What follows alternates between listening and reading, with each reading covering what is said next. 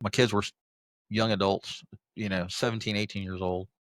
And I told my wife, I said, I really don't want to go to prison and have a boyfriend. So let's see if we can let's start this Facebook support group. I mean, we're already on Facebook anyway, right? And I'm like, let's see if there's other parents experiencing this kind of stuff. And of course, they were pushing boundaries, pushing buttons, and doing everything they could to set me off, right? And I'll never forget. We started out with 10 members. Now we've got 1.3 thousand members. And so there's a lot of parents out there that are dealing with all sorts of stuff. And I remember this one instance. My wife, Katie, and I were standing in the kitchen at this house that we were renting, and we were having a conversation, cooking lunch, cooking supper. I don't know, whatever meal it was. We were talking about stuff, and my daughter, I'll leave her unnamed at this point.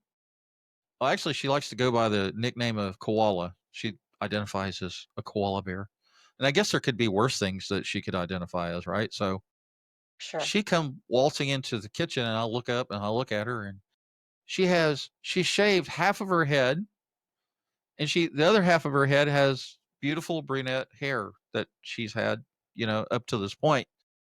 And I Hmm. just kind of looked at her and went, "Okay, what are we trying to accomplish here?" And Yeah. I didn't flip out or get angry or anything. I'm sure I was kind of shocked, and I think that was kind of what she was after, right? Was the shock value, and I think she was just, you know, feeling feeling her environment and just trying to be unique, right? I think she was trying to Hmm. be unique and maybe doing a little attention getting, this, that, or another. And so luckily I didn't get angry or flip out on her or anything. Uh, she's carried on that persona and that behavior up until her 30s. She's certainly a very unique individual, very smart individual. So yeah, it's tough when you're I'm 63. I'll turn 64 this year. I'm a baby boomer. I was raised, in the 70s and 80s and or 60s and 70s.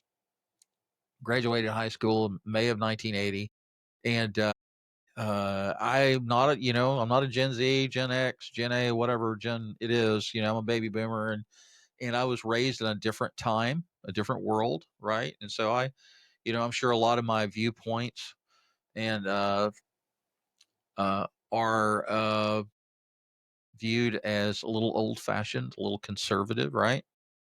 So parents of adult children, or a lot of those people are probably in their 50s and 60s, and I'm sure that they get shocked from time to time, you know, and so it's important to not be judgmental. Obviously, you have to walk a fine line and you have to use discretion and some wisdom. It depends on what that you like. If the child's hurting themselves or cutting themselves or something like that, then obviously that's a cry for help, and it's something that you don't need to blow up about or be angry about. You're probably going to be more scared than anything else, and Hmm. at that point, you just try to support the child, the adult child, whatever, and work on figuring out why they're hurting themselves and get them some professional help, right? Yes. So something that I communicate to all clients, but especially the clients that are coming in with some parenting challenges that I am helping to provide some parenting skills for is please read behavior as if it was a language, because sometimes our kids don't have the words, the articulation to tell us, or they're scared, right?